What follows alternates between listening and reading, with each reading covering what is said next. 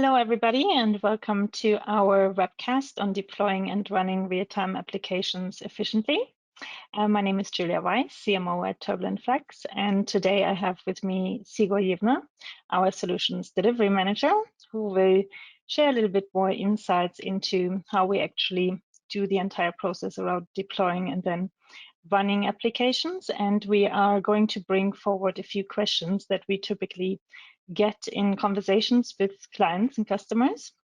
So Sigurd will try to, answer them and also share a little bit more of his insight to the areas of concern. This webcast is part of a series that we run under Scaling Flow Simulation Technology in Oil and Gas. And before we start with the questions, Sigurd, I will just talk a little bit about Turbulent Flux.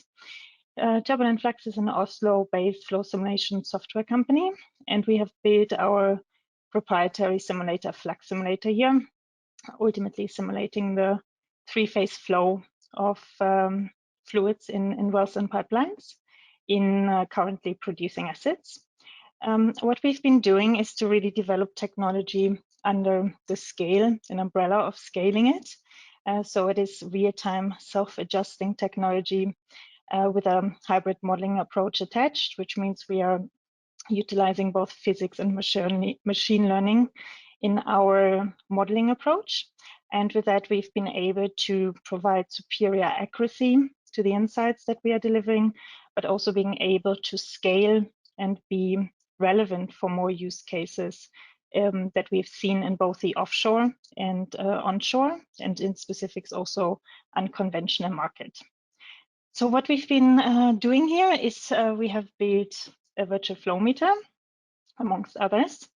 But that virtual flow meter gives you real-time flow rates in order to monitor your production. And on top, we have, of course, built also several other advisors that you can use to create scenarios and analyze, ultimately optimize your flow given certain operational changes. And our clients are sitting globally. As I mentioned, we have offshore clients and also shale clients. So from the US, Europe, down to APAC is where we are currently operating in. So without further notice, I think it's time to have Sigurd back in the game. So thank you so much, Sigurd, for joining this conversation. I think we will have about a 15-minute chat now. And as I mentioned before, it is based on questions that we typically have in conversations with our customers. Also, just a quick note in terms of products, portfolio, and also any other questions that you may have, to use our website or be in touch directly with us, and we are happy to share some more insight around it. So welcome, Sigurd. Thank you, Julia. Thank you. So maybe to start off, can you, in a nutshell, a little bit more introduce yourself and also what you and your team members are doing at Turbulent Flux? So my name is Sigurd Jevne. I'm the Solutions Delivery Manager in Turbulent Flux. And I'm part of the Solutions Delivery team in charge of all customer-facing activity in Turbulent Flux. So what we do is that we deploy our solutions, which are generally real-time hybrid solutions, as Julia mentioned. So hybrid means a combination of simulation models based on physics and machine learning models. And then after the solutions are deployed, the delivery team ensures that the customers can successfully use our solutions over the lifetime of the field. And as Julia mentioned, one example of a solution that we deploy is the virtual flow metering, or VFM. Excellent, yeah. And then before we deploy it, we obviously have to gather quite a bit of data. So tell me a little bit more as to what data do we in fact have required from an operator to then deploy our Flux VFM, but also what do we look at in terms of technology infrastructure in order to do a seamless integration? The sensor data that we need are pressure, temperature, and valve positions that all our customers have available. So it doesn't require any additional sensors to be installed. And then the first thing that needs to be in place is that our customers must be able to stream real-time sensor data from a data platform or a historian database through an API. This is generally also not an issue, since our Flux API supports all major providers of data platforms. And then to build the simulation models of the wells or the pipelines, all we need is standard documentations that all customers have available. Right. So once you have the data, what do you do with the data? Tell me a little bit more about that process forward. So when all the data and documentation are received and the connection to the data platform is in place, we start the deployment of the solutions. And then the delivery team will build the simulation models in our web-based solution. And the data scientists will build the machine learning models. So if the field is already in production and we have access to historical sensor data, the next step then is to tune the simulation models. We generally tune on the friction and the heat transfer to match the field sensor data. And our data scientists train the machine learning models on the historical sensor data. And then we're basically ready to deliver outputs from the VFMs. Right. So how long is that process from receipt of data and your clean data to actually deploying a real-time VFM? So now deploying and calibrating a VFM for a single well takes us 2 to 3 days. So that's done by one delivery engineer with some assistance from a data scientist. And it has been interesting to observe how the deployment time has gradually gone down. And this is thanks to our software, which has been further developed over the last few years, and our level of automation has increased. So what exactly is that automation around the deployment, since it is so close to, reducing the time frame of delivering actually a VFM? What steps have we taken? So this is thanks to our development team. They have built a range of tools that have automated large parts of the work that goes into tuning the simulation models and training the machine learning models. And we're not done. Our long-term ambition is also to automate the deployment of our solutions to a degree where the user simply structures the input data, clicks a button, and then all the various software modules are configured automatically. So basically the operator becomes very independent, right? Exactly, yes. That's quite a unique place in which we are then when it comes to deploying such solutions, giving that autonomy in that sense to the operator. Maybe a little more than once we have deployed the VFMs, how do you validate and also visualize the results? So as part of the deployment phase, we validate the VFM outputs against reference measurements provided by our customers. And the reference measurements can be flow measurements at the test separator outlets, outputs from multiphase meters, etc.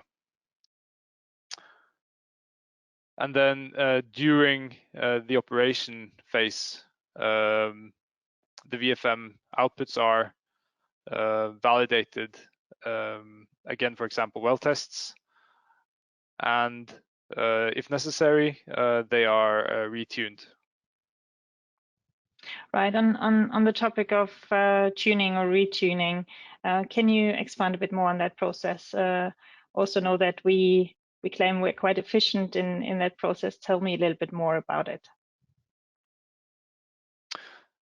So as I mentioned, the process of tuning the simulation models is now to a large extent automated. And we're continuously taking steps on the software side to further automate the tuning process. And we use our tool Flux Optimizer for tuning. And this has ensured that we have a very efficient process. So first of all, the setup of a tuning simulation in the optimizer is simple and quick. And then the optimizer performs multivariate optimization, which means we can tune on all necessary tuning parameters in a single run. Right. Maybe going a bit away from tuning, but more the self-adjusting capability that we talk quite a bit about also publicly at conferences and in papers.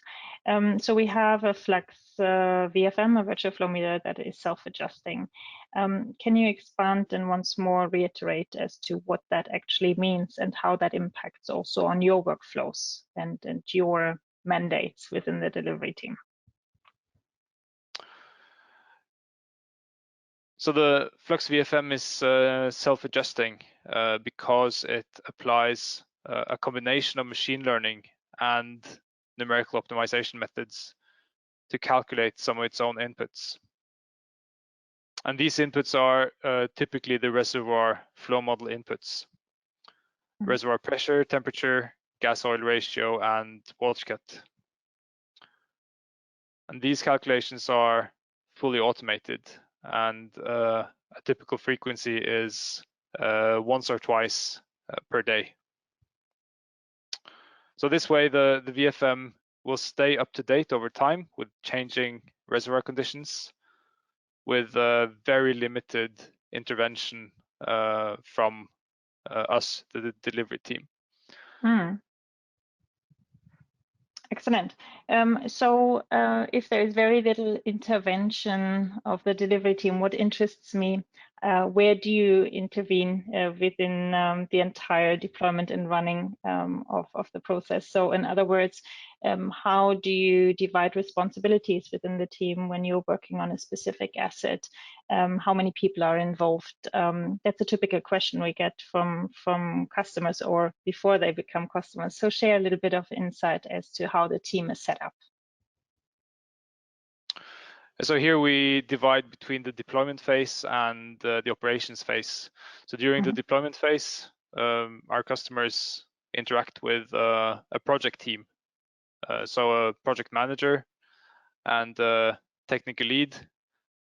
The technical lead is typically an experienced engineer who is responsible for the quality of the delivery and for leading the technical team. And then for a large deployment, a typical team size is 2 to 3 engineers and data scientists. And then when the solutions enter the operations phase, the technical lead will typically stay on and will continue to be available for our customers and to monitor, maintain, and provide training to our customers. Right.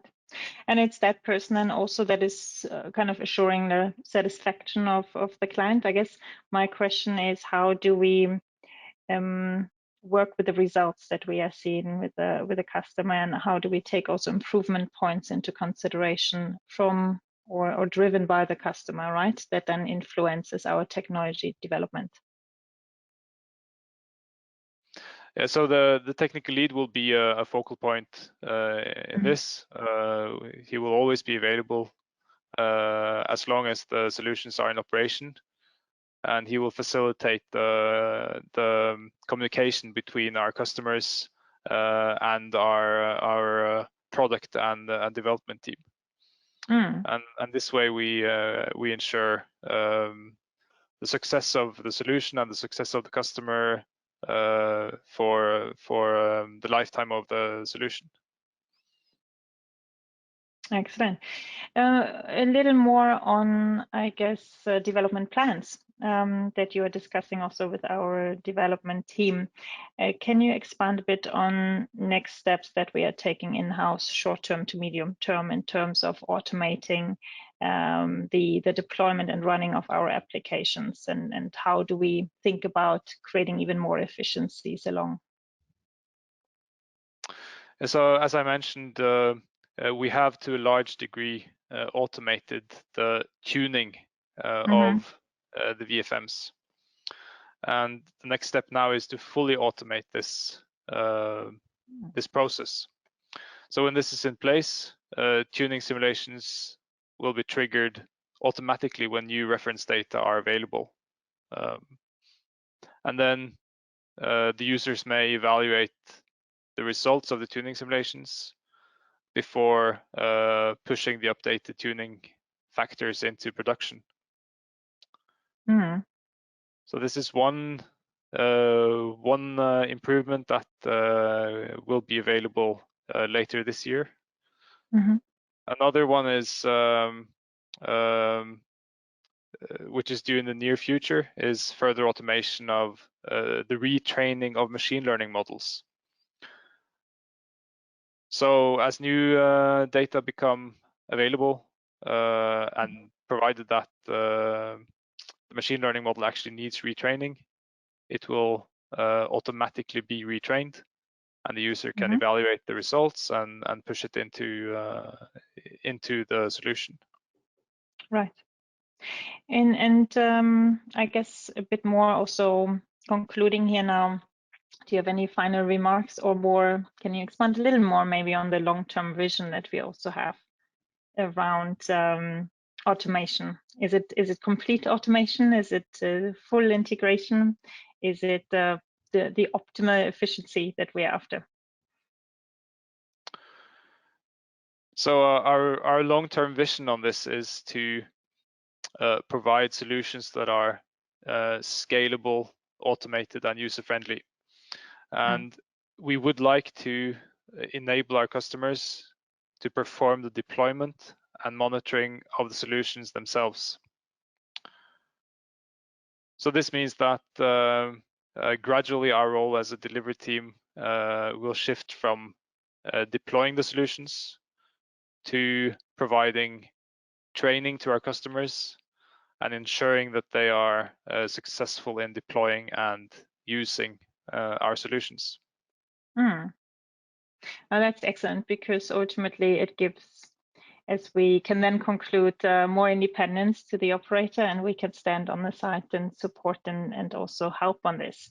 So no, really excellent thoughts here, Sigurd. And as I guess the audience has seen, Sigurd has many thoughts and many good ideas. So don't be shy and reach out to either Sigurd or myself if you have more questions around that topic, but also our applications that we have brought to the market. We are very happy to have a conversation with you. With that, I thank you all for joining. And as we mentioned, this is a webcast campaign, so there will be more interesting pep talks to come in future. So thank you so much again, Sigurd, and I wish everyone a very good day. Thank you.